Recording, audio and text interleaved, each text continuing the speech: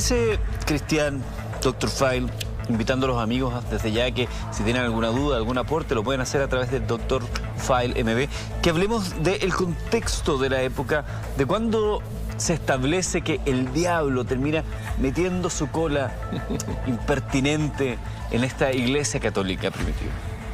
Eduardo, mira, dentro de las historias que uno conoce, quizá de las más fascinantes que existen y que más misterios guarda, es la historia de los caballeros templarios, la orden de monjes y guerreros más poderosa durante 200 años de la cristiandad.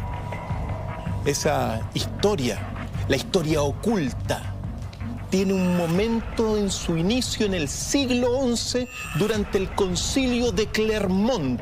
Concilio de Clermont. En el 1095, momento en que el diablo precisamente va a retomar su control de la cristiandad. ¿Qué sucedió en ese concilio? Datado entre el 18 y el 28 de noviembre del 1095. El Papa Urbano II, esto es trascendental para entender el contexto y cómo se va a ir filtrando el adversario en los destinos de los templarios, por cierto. Pues bien, en ese concilio, el Papa Urbano llama a la primera cruzada para liberar el Santo Sepulcro. Es decir, en palabras muy sencillas, él lo que hace es decretar la Bellum Sacrum, la guerra santa. Es muy importante esto porque esta primera cruzada tuvo dos grandes intenciones. La primera, proteger al emperador Alexis de los turcos seleucidas que estaban tomándose Anatolia. Y como gran pretexto para eso, para la defensa de Alexis, también vio la oportunidad de comandar una expedición armada y tomar el reino de Jerusalén.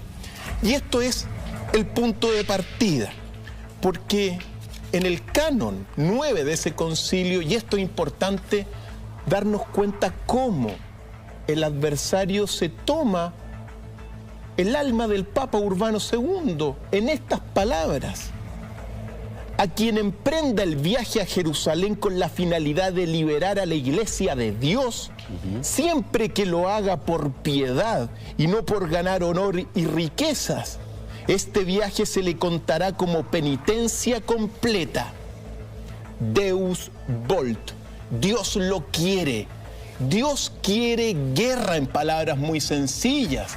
Entonces, cuando uno se da cuenta que el Dios de Jesús es un Dios de amor y el Dios de la guerra es desde el Antiguo Testamento, pero no es propiamente tal del cristianismo, uno puede decir que el adversario se va a ir infiltrando en toda esta aventura. ¿Por qué? Porque, en términos sencillos, el Papa Urbano lo que hizo realmente en ese concilio fue encauzar todos los malos instintos de los occidentales de Europa y darles un fin sacro, un fin pulcro, un fin santo.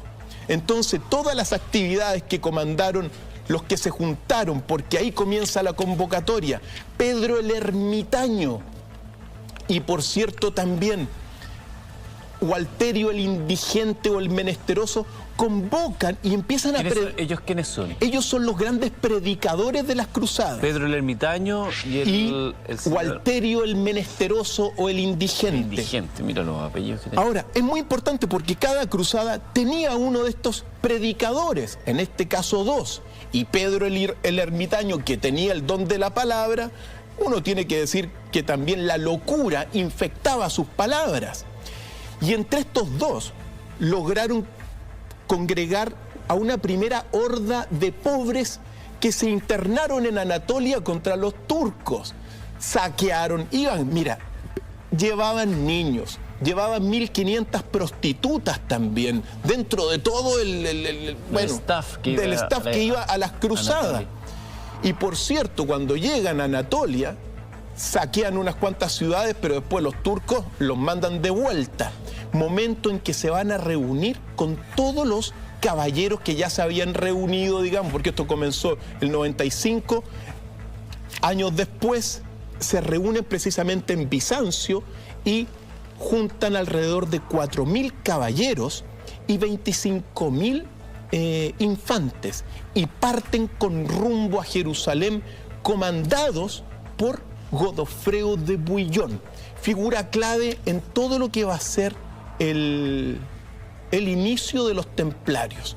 Entonces, primer elemento fundamental, el contexto de una guerra que se le dice santa, que Dios lo quiere por todas partes de Occidente, de Europa. Se escuchaba Deus Vult, Dios quiere la guerra, y ahí partieron comandados por Godofredo de Bouillon. No deja de ser interesante el punto que esa primera incursión de gente pobre, que iban con 1.500 prostitutas y que finalmente su destino, su deseo principal era arrasar con lo que se les cruzara por delante y saquear. Dista mucho de aquella visión romántica que se tiene de las cruzadas como personas altamente cristianas que establecen que Dios les da la misión de ir al rescate de sus lugares sacros por Él. O sea, es muy distinto de la visión que uno suele tener de una cruzada, por lo menos en este comienzo belicoso. Muy distinto. Y como te lo decía, mira, los instintos malignos de tesoros, de premios, de honor de los occidentales, se les dio un fin sagrado. Claro. Entonces, claro, todos partieron, para más remate lo iban a perdonar de los pecados, esto servía como una especie de indulgencia. Y partieron allá, saquearon, por cierto, ellos, y bueno, siempre saquearon, todos los cruzados saquearon para un lado y para otro lado también. Bueno, los musulmanes y los imperios del otro lado también hacían de las suyas. Suele ocurrir en las guerras, que cuando hay una invasión hay saqueos y aberraciones aún peores. Es habitual, porque la guerra parece que fuera un espacio donde todos los principios que nos han permitido avanzar con determinada tranquilidad y paz se olvidan.